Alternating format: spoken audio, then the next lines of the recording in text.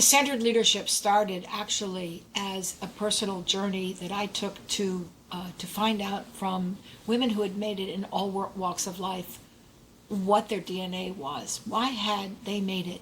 On top of that, we put a team together and we looked at all of the academic research that we could find around organization, leadership, brain science, biology, evolutionary biology, and then ultimately positive psychology, evolutionary psychology. We put all that together. On top of that, we did quantitative surveys of men and women based on the questions that we were starting to get back from the one-on-ones that I did. I did video interviews around the world over a period of 5 or 6 years. They're still ongoing. And we now have 120 of these in-depth interviews in our archive, mostly with women. So what is centered leadership in a nutshell? It has 5 pieces. Think of them as 5 capabilities and practices. The first is meaning. Meaning is made up of where do you get your happiness from? Because happiness is going to drive your passion. But it also includes what is your sense of purpose and what are your core strengths. And by core strengths, we're building on positive psychology. Not, I'm good at numbers, I'm good at making sales calls. What were you really good at as a child? And that was a source of energy for you.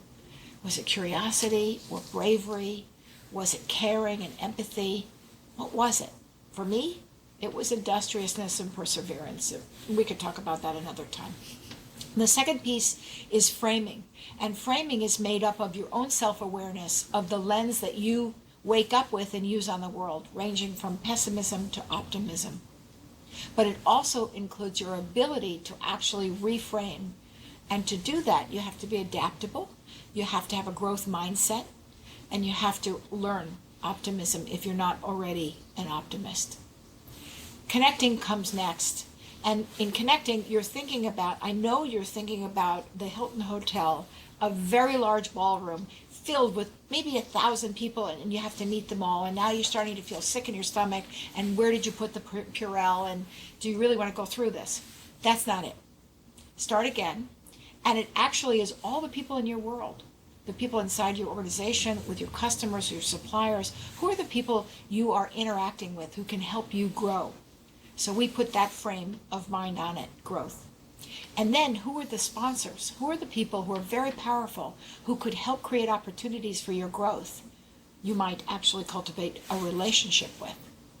We added in reciprocity, because to make a relationship work, it needs to be both ways. And particularly for women, being explicit about giving but taking is really important. And then community, building that set of people or some set of people into a community in which you can belong. Very powerful lever. Going on to engaging, where the rubber meets the road.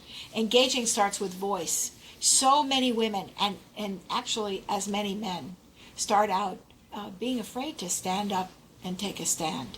But we all need to do that if we're going to be leaders, and we need to do it when people are against us and what we have to say is unpopular. So building voice is essential.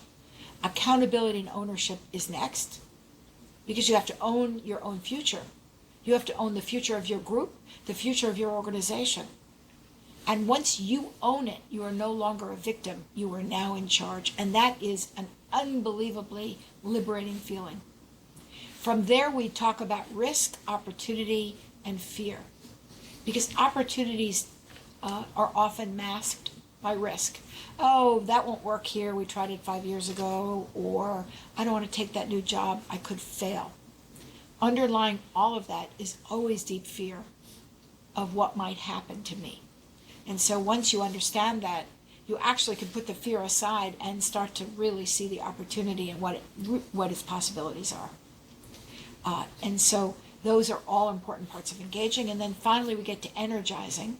And most people think about energizing. I know I should go to the gym. I know I should sleep more. I should eat healthy foods.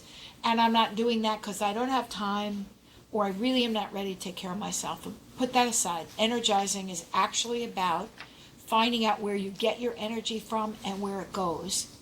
And the simple sources and uses allows you to say, how can I put more in and use up less, and therefore have more energy at the end of the day, at the end of the week. And for women, this is really important to set your priorities, because once you know what your priorities are, you actually get more energy from that. So sure, I'd love you to go to the gym and eat better and sleep more, but there are many, many things you can do to increase the amount of energy you have, like deploying your strengths every day, or taking a break every hour in order to move around and stretch and get your body physically moving. Energy has 4 sources: physical, mental, emotional, and spiritual. And if you actually think about it that way, there are probably 50 to 100 ways you could get more energy during the day, not involving wearing gym clothes. And I'm not going to go there. But if you put all 5 things together, you get something very, very special. And our research shows that if you do none or just one of these 5 sets of practices, you probably have, give or take, a 10 to 15% chance to be in the top 20% of the leaders, just in terms of your effectiveness, your passion, your satisfaction. And if you do 2 of the 5, it'll jump. It'll probably be up at 25%. And you get where I'm going. If you do 3, it goes up. And 4, it goes up. 4 probably in the 40% range, 45% range.